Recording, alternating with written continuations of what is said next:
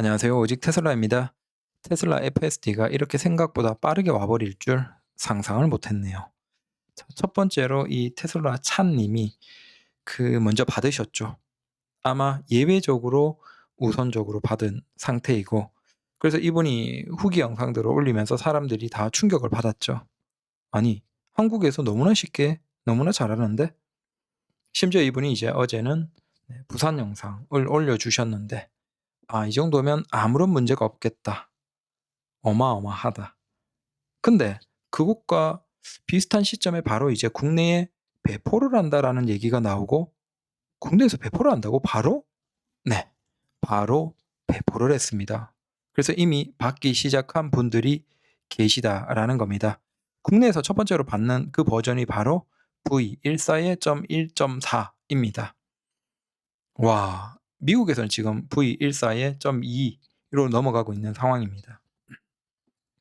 꽤 늦지 않은 걸 받은 거예요. 그 받은 것에 첫 번째로 이제 테슬라 찬 님이 아니시고, 자, 그 외에 첫 번째로 인정하신 분입니다. 이분이 지달 파파 님이시라고 X를 하시는 분이신 것 같은데, 한국형 FSD 잠시 후 개봉 박두 1시간만 기다려 달라 짜잔. 네. 이 업데이트가 되는 그것과 비슷하게 이렇게 실제 받고 계시다라고 올리셨습니다. 그리고 이분이 지금 영상을 올리셨어요. 저기 아이콘에 작게 보면 X이신 것 같죠? 네. 그래서 이분이 올린 영상을 보시면 밑에 링크를 걸어 놓을게요. 인천의 송도에 테슬라 슈퍼차저까지 가는 영상인데, 대략 호구포역에서 슈퍼차저까지 가는 데는 손을 건드리지 죄송합니다. 중간에서 발을 한번 씁니다. 그래서 지하는 일단 못 가고, 그다음 슈퍼차저 있는 그 건물 가기 직전에 비보호 좌회전이 있는데, 거기에서 약간의 겹칩니다. 상황들이 겹쳐서 미국 같은 경우에도 그런 경우에 그냥 차가 선택을 하지 않는 경우가 있대요. 애매하면 차가 선택을 하지 않고 그때 악셀에 발을 살짝 건드리면 간다라고 합니다. 그래서 비슷하게 이분도 거기에서 신호를 한번 넘기고 뒤에도 차가 있다 보니까 다시 한번 몇 대 기다리다가 이분이 직접 운전해서 좌회전만 꺾습니다.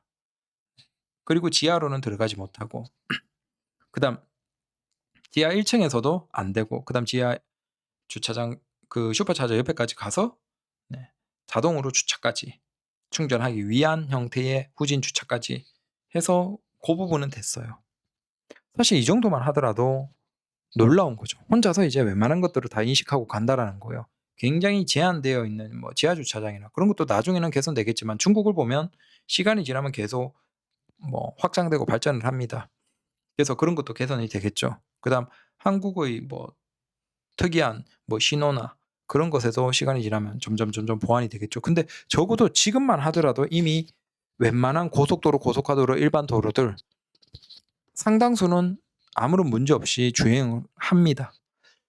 그리고 이런 것들이 이제 업데이트 되시는 분들이 굉장히 많겠죠, 지금.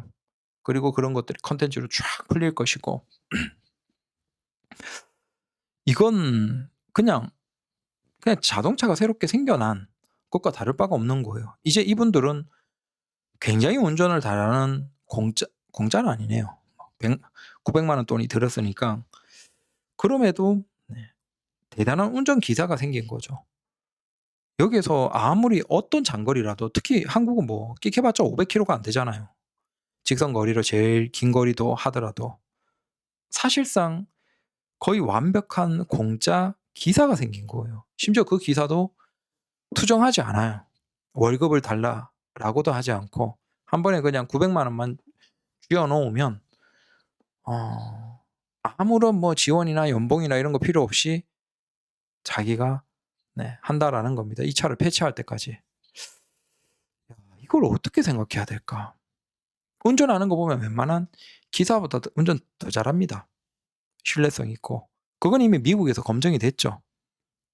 그리고 거기에서 로보택시를 나온 데이터를 보면 안정성은 이미 걱정할 필요가 없습니다. 물론 '나는 사고를 안 낼 거야.'라는 사람들은 몰라도 이미 통계적으로 일반적인 운전자보다 사고가 훨씬 적다는 건 통계상으로 결과가 나왔어요. 그러니까 더 이상 그건 따지는 필요가 없어요.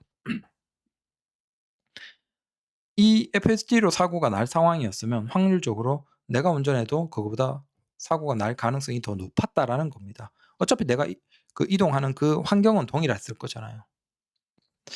그래서 이제는 한국에서 자동차는 다음 영역으로 넘어가고 있다라는 겁니다. 지금 테슬라가 한 7개 국가에서 배포하기 시작했고 점점점 배포해 나가는 것이겠죠. 그러면서 테슬라에 대한 인식은 뭐 이제 더 이상 비교할 필요가 없습니다.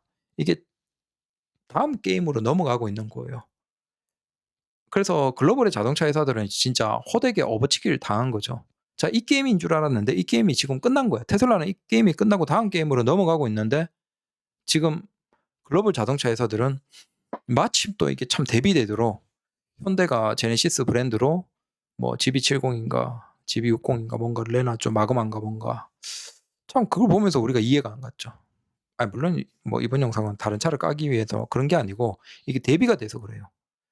제로 100에 3.4초에 뭐 어떤 차를 내놓으면서 참 신기하게도 뭐 그걸 다룬 유튜브나 자동차 매체들이 마치 BMW 킬러, 포르쉐 킬러 이런 식으로 얘기를 하던데 뭐 그런 용기는 인정.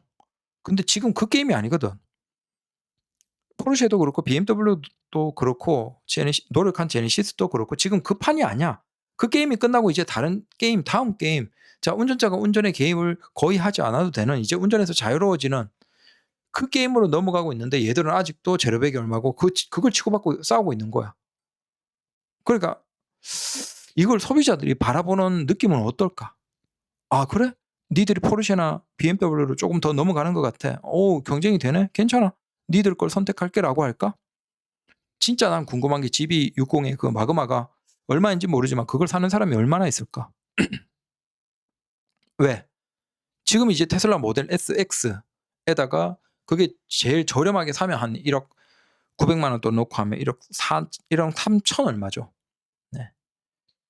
그 정도만 하면 사실상 네, 투정하지 않고 24시간 언제든 노력하는 운전기사를 얻는데 그걸 두고 다른 자동차를 산다? 물론 5천만 원, 6천만 원짜리 차를 사는 사람들은 굳이 저걸 위해서 1억 3천 원을 쓰기에는 조금 부담스럽죠. 하지만 1억 이상의 돈을 쓸 수 있는 자동차에 쓸 수 있는 사람들 입장에서는 이건 도저히 뿌리칠 수 없는 유혹인 거예요.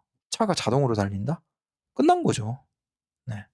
그래서 근데 이게 생각보다 너무 빠르게 와 버려서 조금 놀랍기도 하고 어이없기도 하고 이제 자동차에 대한 그냥 게임판이 넘어가고 있다. 다음 게임으로 넘어가고 있는데 놀랍게도 중국차 소수를 제외하면 그 누구도 이 정도까지 온 자동차 회사가 없습니다. 사실상 글로벌의 자동차 회사들은 다 그냥 지금 장송국이 켜지고 있는 거예요. 끝난 거예요.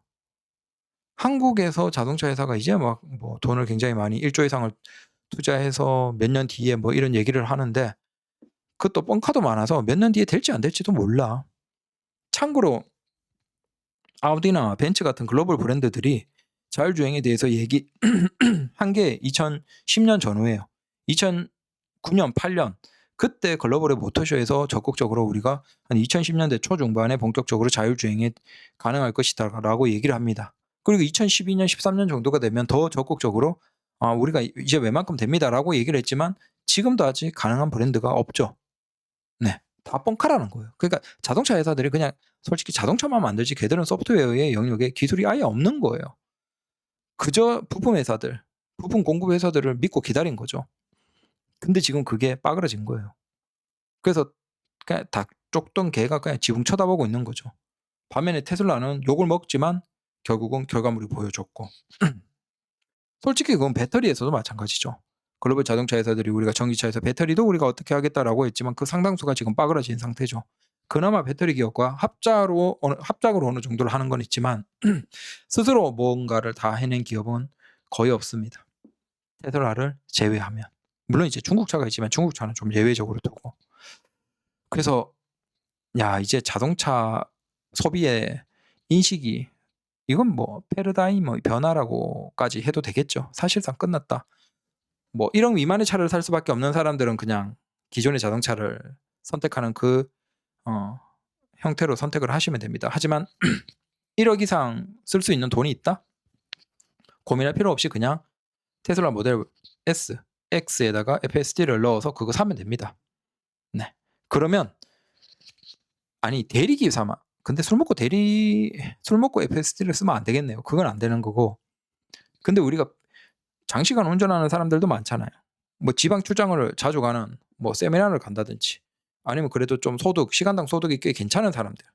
그 사람들이 지방 출장을 간다라고 할 때 사실상 이건 뭐 비교할 바가 아니죠. 그냥 회의 끝나고 주차장에 가서 차 이제 도로로까지 딱 와서 띠딩 걸어 놓으면 집 앞에 도착해 있어. 이 말이 안 되는데 말이 지금 안 되는 그 상황이 시작되고 있다는 거야. 그러니까 사람들의 웬만한 형태의 뭔가가 다 바뀌는 거야. 네. 웬만큼 돈이 있는 회장들도 아니 물론 사람이 편하죠. 부려먹기. 근데 그런 형태의 기사가 필요한 사람이 아니면 그런 사람들도 테슬라 모델 SX FSD를 사서 그건 1억 중반 안 되니까 그 사람들에게는 껌일 거잖아. 근데 그건 굳이 눈치를 안 봐도 돼. 월급을 주지 않아도 되고 뭐 눈치를 안 봐도 되고 그냥 내가 타고 도로까지만 나가서 띠딩 해놓으면 지가 알아서 집으로 간다든지 회의장으로 간다든지 회사로 간다든지 인천공항까지 간다든지 가 있어. 이게 지금 가능한 거야. 우리가 상상 속에 그리던 그게 우리가 지금 당장 돈 1억 5천만 있으면 가능한 거야. 그냥 좀 무섭기도 하고 그냥 게임이 끝나가는 느낌이에요. 지금 여기에서 우리가 조금이라도 마음의 안정을 찾으려면 그냥 테슬라 주식을 사는 그거밖에 없을 것 같습니다. 와 진짜 놀랍다. 감사합니다.